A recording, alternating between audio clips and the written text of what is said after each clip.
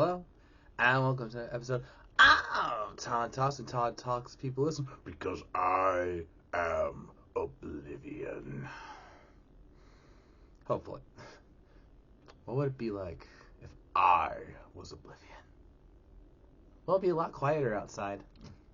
Anyway, today, we were talking about the death battle that just happened, the season finale for season 10, the matchup that all of us have wanted in one form or another at one point in time, Galactus versus Unicron. And yes, I do sound off today. I am fighting a cold, but I will persist because this is a fight that we must talk about for various reasons. First and foremost, fun fight. This was, I don't think people understand sometimes how grand these characters are, like just death battle characters in general, because they're like, oh yeah, well this person can do this and this person can do this, and I knew about Unicron from my various experiences with Transformers over the years, but I didn't understand like the grand scale and concept of what Unicron actually is, like how he's the embodiment of evil, and that is why he cannot die in the traditional sense.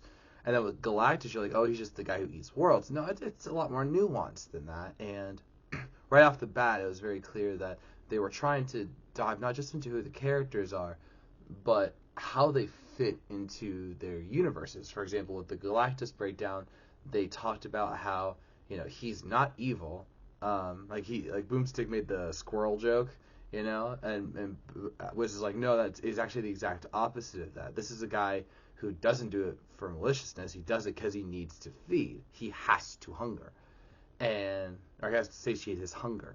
So that was something I really appreciated. And then with Unicron, it's like, yeah, he can't die because he is evil, and you can't just wipe out evil. You have to endure, and then we are all culpable in our own destruction. Like that was so deep. They were actually getting kind of scary at the end with how philosophical it was getting, but that's what you have to do with these characters, because it's not, when you say like, oh yeah, they can destroy planets, like you don't need to talk about their attacks that much. Like, oh, he could do this attack that can destroy a planet. He could do this attack that can destroy a planet. Do this attack that can destroy a planet. Or he you get the point. And I actually realized that as I'm making this, because I was wondering, like, wow, that Galactus video felt pretty short, and I'm like, well, yeah, because he didn't really talk about attacks or gigatons of TNT and they're infinite times the speed of light and blah blah blah blah. They weren't interested in that because it's almost false bravado to talk about that kind of stuff, because like, yeah, this guy can destroy a planet, this guy can destroy a planet, this guy can affect the universe, this guy can affect the multiverse, and so on and so forth. This guy can't technically die, this guy can't technically die. So it must have been, I'm really curious about the scripting process, because they broke a lot of traditions in how they worked it all out. But one thing I did notice, by the way, they did bring back the little rundown of the characters before starting the video. I was really weirded out about when they got rid of that for the Doctor and Rick Sanchez, and then they kept it for Goku versus Superman, but they brought it back this time, so I'm happy with that. It just feels right, Galactus, the Devourer of Worlds, and Unicron, Chaos Incarnate. So, that feels right, Alright, and yeah, the Orson Welles joke. Okay, I'm old enough to get that joke. For those of you who don't get it, Orson Welles is arguably one of the greatest people who ever helped broaden the scope of modern cinema. He's the person who made and starred in Citizen Kane, which many agree is one of, if not the greatest movie of all time. And of course, he was the voice of Unicron in the Transformers movie. But he was also someone who had issues at times. He actually ticked off all of Hollywood multiple times over, and that's actually why Citizen Kane never got a lot of award respect. He only got one, I think it was for screenplay, if I recall correctly, but he wasn't nominated for Best Actor, even though it was like one of the greatest performances ever given. The movie that was not nominated for Best Movie because of the bias and corruption in Hollywood at the time, because of him, and toward him, I should say, and so on and so forth. And they did this French wine commercial where he's a celebrity, he's getting paid to do this, but he's just like, he's basically doing it drunk. And that's what Boomstick was mimicking there. So you look up the commercial, it's actually quite hilarious. Ah, yes, the French wine's always praised. Yeah, so fun times. again, this is why we had Desk of Death Battle, because there's just some stuff that they never really get to talk about in the show because, yeah, it's weird.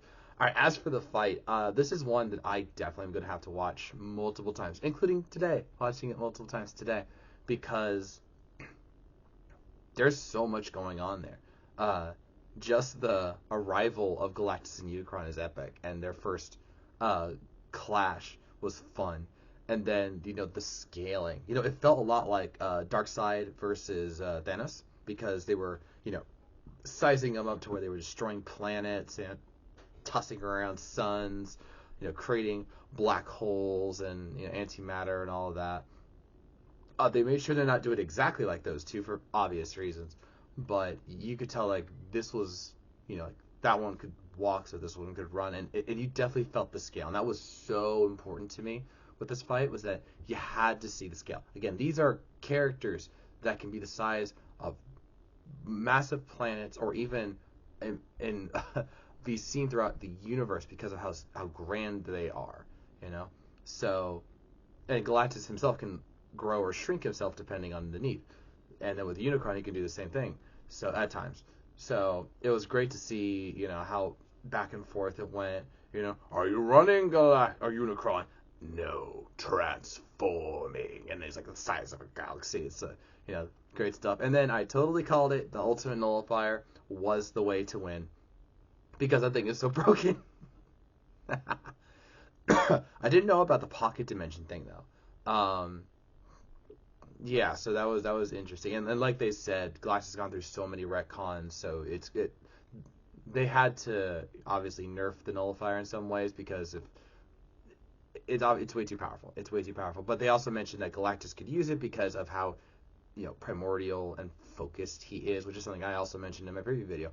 But this fight is, I'm not going to judge it right now. I've got some time, thankfully, for that. But I thought it was a good fight. And then I wasn't expecting the dialogue. The dialogue was like very similar kind of to Silver Surfer, Martian Manhunter, where it's very philosophical, and they're speaking like Shakespearean style, So saith Galactus, or I am Chaos Incarnate, I am the one that cannot die, so on and so forth, and blah blah blah blah. So I'm going to have to listen to that again, because there was sometimes dialogue like going while the action was on, and I didn't mind that per se, but it definitely you're trying to focus on a couple things, watching and listening, and it can get a little difficult. I have issues, obviously. So a fun way to end it. I'm going to say it right now, this was not as good as a Goku versus Superman, so I can already tell you this is not my number one video for one for the season, but this is the fight everybody wanted. This is the fight we needed, and in many ways it's a great cover to a great season. This is easily one of my favorite seasons of Death Battle, because of just the insanity and the great matchups we've seen, and the fulfillment to fans. Because think about how many matchups we got this year that we wanted. We got Galactus Unicron. We got Goku vs. Superman 3, technically. Scooby vs. Courage. We got the Doctor vs. Sanchez, and Gojo Makima, Billcord, Colex. This was like almost for the fans. Rocket Stitch. I know a lot of people wanted that one. So there was so much to enjoy in this season, which is why Todd Talk is not going off the air just yet, because I have to do my season recap to see how good I did this season. I'm very confident that I pulled off more wins than losses, and still bitter about many of those losses. And then to start the new year, I will do my prediction for season 11. And then as for season 11, there was that teaser at the end, and people are going to be wondering about that with the tarot cards and everything. So I have a feeling I'm going to be doing some frame by frames to see if I can suss anything out. All we know confirmed is Tom versus Wily, because that was our Tournament of Champions pick, which I did vote for. I voted for Tom versus Wily. Wily Tomcat. Wily Cat. So I'm excited for that one, but we'll see how it goes. So that I am ending this episode of Todd Talk. What did you think of Galactus versus Unicron? How pumped are you for season 11? And what do you think we're gonna? What do you think we're gonna get in season 11? Let me know. And if I really like your picks, I'll put them in my prediction video for next year. I want to let you know I got a lot of matchups right this season for my prediction video from the beginning of the year. I got a lot of matchups right, so I'm really good. So thank you for watching. If you made it this far, I know you were listening, and I'll see you around.